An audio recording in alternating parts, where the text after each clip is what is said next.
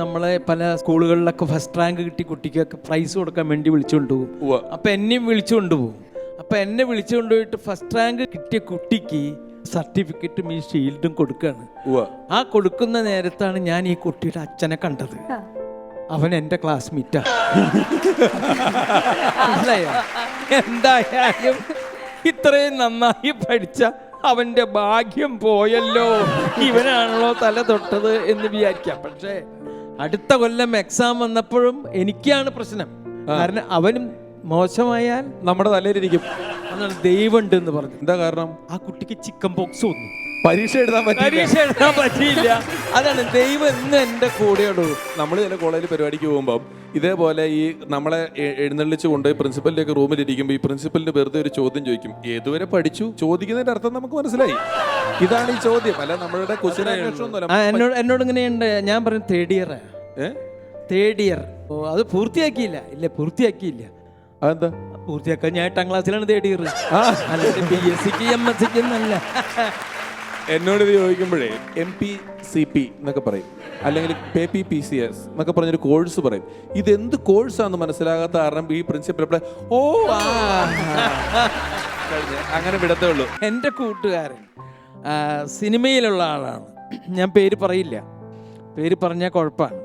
അപ്പോൾ അയാൾ ഗുരുവായൂർ ക്ഷേത്രത്തിൽ ചെന്നിട്ട് കൃഷ്ണ ഭഗവാനെ കണ്ടിട്ട് ഇയാൾ പറയാണ്, ഗുരുവായൂരപ്പ, എൻ്റെ ഈ പടം സൂപ്പർ ഹിറ്റ് ആവണം, അതിന് എൻ്റെ കൂടെ നീ നിൽക്കണം. നിനക്കറിയാലോ 10 പവൻ്റെ മാലയാണ്, സ്വർണ്ണമാലയാണ് ഞാൻ കഴിഞ്ഞ മാസം ഈ ഭണ്ഡാരത്തിൽ കൊണ്ടിട്ടത്. ഇത് സൂപ്പർ ഹിറ്റായാൽ ഞാൻ ഇനിയും ഇതുപോലെ തന്നെ മാല കൊണ്ട് ഇടും. വന്നു, പടം സൂപ്പർ ഹിറ്റായി. സൂപ്പർ ഹിറ്റായി.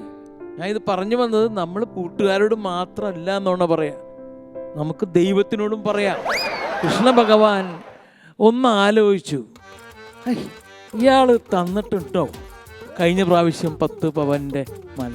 അപ്പോൾ അവിടുത്തെ സെക്രട്ടറി ഉണ്ട്, അയാൾ പറഞ്ഞു, ഭഗവാൻ എന്ത് ഈ വെറുതെ ആലോചിക്കണം, അയാൾ തരാണ്ട് വെറുതെ നുണ പറയൂ, അത് തന്നിട്ടുണ്ടാവും. അങ്ങനെ ജീവിതം മുഴുവനും നുണ പറഞ്ഞ് സിനിമ ഓടിക്കുന്ന ഒരുത്തൻ എൻ്റെ കയ്യിലുണ്ട്. മീൻ പിടിക്കാനായിട്ട് ഇങ്ങനെ ചൂണ്ടിയിട്ടുകൊണ്ടിരിക്കുമ്പോൾ ഒന്നും കിട്ടാണ്ടായപ്പോൾ അവൻ പറഞ്ഞു, ദൈവമേ, ആദ്യം കിട്ടുന്ന വരാൽ ഞാൻ ഇത് പുണ്യാളിന് തന്നെ, പള്ളിക്ക് തന്നെ ഞാൻ തരാമെന്ന് പറഞ്ഞു.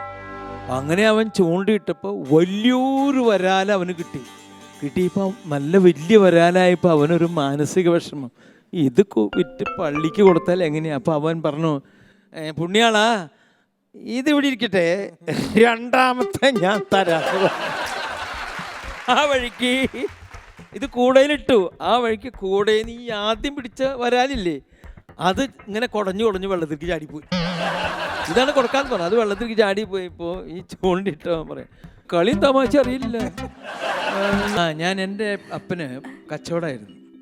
അപ്പോൾ ആ കച്ചവടമുള്ള സമയത്ത് വൈകുന്നേരം കാശൊക്കെ കൊണ്ടുവന്നിട്ട് അവിടെ വെച്ചതിന് ശേഷം പിന്നെ ചിലപ്പോൾ പൈസ അലമാരിയുടെ മുകളിൽ ഇങ്ങനെ വെക്കും. അപ്പോൾ മുകളിൽ വെക്കുമ്പോൾ ഞാൻ ചിലപ്പോൾ എന്തെങ്കിലും സാധനങ്ങളൊക്കെ വാങ്ങിയതിൻ്റെ ബാക്കിയുള്ള മെയിൻ കാശൊക്കെ ഇതിലാക്കിയിട്ട് തുണിക്കെട്ട് മീൻസ് മണി പേഴ്സ് എന്ന് പറയില്ലേ, അന്നത് അതിലൊക്കെ ആക്കി വെച്ചതിന് ശേഷം പിന്നെ കുറച്ച് കാശ് വലുതൊക്കെ വാങ്ങാനുള്ള മുകളിൽ ഇങ്ങനെ വെച്ചിട്ടുണ്ടായിരിക്കും. അപ്പോൾ ഞാൻ എന്ത് ചെയ്യുമെന്ന് വെച്ചിട്ടുണ്ടെങ്കിൽ അതിൽ നിന്ന് ഞാൻ കാശ് അടിക്കും. പിന്നെ ആ പൈസ നോക്കുമ്പോൾ അപ്പം പറയും, ഞാനിവിടെ 20 രൂപ അല്ലെങ്കിൽ 15 രൂപ, അന്ന് വലിയ കാശൊന്നും ഉണ്ടാവില്ല, വല്ല 5 or 10 ഞാൻ ഇവിടെ വെച്ചതാണല്ലോ, ഒരു 10ൻ്റെയും ഒരു 5ൻ്റെയും കാണാനില്ലല്ലോ. പിന്നെ അതൊരു അന്വേഷണമാണ് ഈ അലമാരിയിൽ. അപ്പോൾ അങ്ങനെ അലമാരിയിൽ അന്വേഷിച്ച് കഴിയുമ്പോൾ അപ്പൻ അവിടെ പറയും, അലമാരിയിൽ വെച്ചിട്ടുണ്ടെന്നായി. അപ്പോൾ അമ്മ നോക്കുന്നു, അവർ നോക്കുന്നു. അതിനിടയിൽ അപ്പൻ അവസാനം, നിങ്ങളൊക്കെ ഒന്ന് മാറിയെന്നേ, അവൻ നോക്കിയാൽ കിട്ടും എന്നെ. ഞാൻ പോയി കഴിഞ്ഞിട്ട് ആ കാശ് എടുത്ത് കൊടുക്കും. ഞാൻ എന്ത് ചെയ്യുന്നറിയോ, ആ കാശ് വേറൊരു സ്ഥലത്തേക്ക് മാറ്റി വയ്ക്കും. അവിടുന്ന് കിട്ടി, അവിടുന്ന് അവർ മറന്നെങ്കിൽ അത് അടിച്ചെടുക്കാന്ന് വെച്ചിട്ടാണ്. മനസ്സിലായി? ക്യാൻസർ വാർഡിലെ ചിരി ഇന്ന് എത്ര ഭാഷകളിലേക്ക് പോയിട്ടുണ്ട്?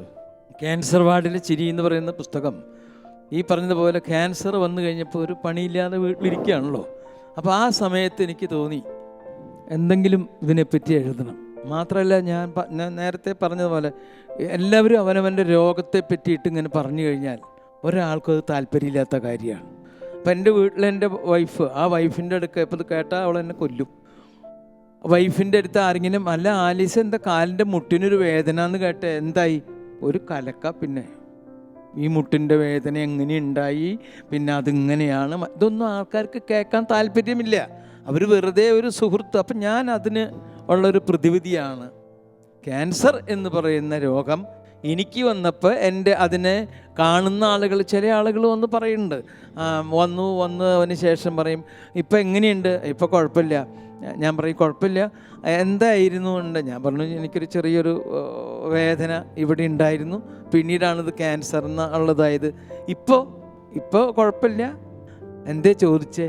നമ്മൾ വല്യമ്മയുടെ മകനില്ലേ, എൻ്റെ വല്യമ്മയുടെ മകൻ ചന്ദ്രൻ. ചന്ദ്രൻ ഇങ്ങനെ തന്നെയായിരുന്നു. കീമോ കഴിഞ്ഞു, പിന്നെ വേദനയില്ലാന്ന് തോന്നി, 3-ാമത്തെ ദിവസം അവൻ പോയിരുന്നു. അപ്പം എൻ്റെ 2 ദിവസം കഴിഞ്ഞിട്ടുള്ളൂ, ഇനി എനിക്ക് 1 ദിവസമേ ഉള്ളൂ. മനസ്സിലായില്ലേ? അപ്പോൾ രോഗികളോട് എങ്ങനെ പെരുമാറണം, രോഗമില്ലാത്തവർ അത് മനസ്സിലാക്കണം. ഇതൊക്കെയാണ് നമ്മുടെ ക്യാൻസർ വാർഡിലെ ചിരി എന്ന് പറയുന്ന പുസ്തകത്തിലുള്ളത്. ആ പുസ്തകം അത് കഴിഞ്ഞതിന് ശേഷം മാതൃഭൂമിയാണത് ഇത് ചെയ്തത്. അത് കഴിഞ്ഞതിന് ശേഷം ആ പുസ്തകം മലയാളത്തിൽ ക്യാൻസർ വാർഡിലെ ചിരി, പിന്നീട് തമിഴിൽ ആ പുസ്തകം ഇറങ്ങി. അതിൻ്റെ പേര് സിർപ്പിനിൽ കരഞ്ചത് ക്യാൻസർ. അത് കഴിഞ്ഞ് പിന്നെ അത് കന്നഡത്തിലിറങ്ങി, സാവിന മനയെ കഥക തട്ടി മരണം വാതുക്കൽ വന്ന് മുട്ടി എന്നാണ്. അതുപോലെ പിന്നെ ഇംഗ്ലീഷിൽ ലോഫിങ് ക്യാൻസർ എവേ ഇംഗ്ലീഷിലിറങ്ങി.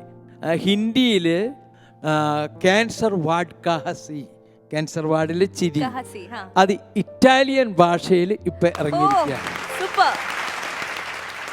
ഇതിനൊക്കെ പുറമെ ഇപ്പം ഞാൻ ഒരു MP ആയി, സിനിമാ നടനായി. നമ്മളെ ഏറ്റവും അധികം സന്തോഷിക്കുന്ന ഒരു കാര്യം എന്ന് പറയുന്നത്, ഒരു വലിയ കാര്യം എൻ്റെ മനസ്സിലുള്ളത്, ഞാൻ പഠിച്ച അല്ലെങ്കിൽ നിങ്ങൾ പഠിച്ച ഇന്ന് കേരളത്തിലെ ഈ പറഞ്ഞ സ്റ്റേറ്റ് സിലബസിൽ 5ാം ക്ലാസ്സിൽ ക്യാൻസർ വാർഡിലെ ചിരി എന്ന് പറയുന്ന ഒരു പാഠമാണ്. ആ 5ാം ക്ലാസ്സിൽ 3 കൊല്ലമാണ് ഞാൻ പഠിച്ചത്. അപ്പം ഇപ്പോൾ ചില സ്കൂളുകാർ എന്നെ വിളിക്കും, വന്നൊന്ന് ക്ലാസ് എടുക്കണം. എൻ്റെ ഒരു മനസ്സിലെ സന്തോഷമാണ് കുറച്ച് നേരം ഒരു മാഷാവുക എന്നുള്ളത്. ഞാൻ ചെന്ന് കഴിഞ്ഞിട്ട് പറയും, all stand up, sit down, all sit down, silence. എന്നിട്ട് ഞാൻ ഈ ക്ലാസ് എടുക്കും. അപ്പം എൻ്റെ വൈഫ് അവിടെ അങ്ങനെ സ്റ്റാൻഡപ്പും പറയേണ്ട കാര്യമില്ല, സൈലൻസും പറയേണ്ട കാര്യമില്ല, പിള്ളേരും മിണ്ടാതിരിക്കുക. പക്ഷെ എൻ്റെ ഒരു ആഗ്രഹമാണ്. അപ്പോൾ അതുവരെ നമുക്ക് സാധിച്ചു. അതിനൊക്കെ ദൈവത്തിനോട് നന്ദി പറയാൻ മാത്രമേ.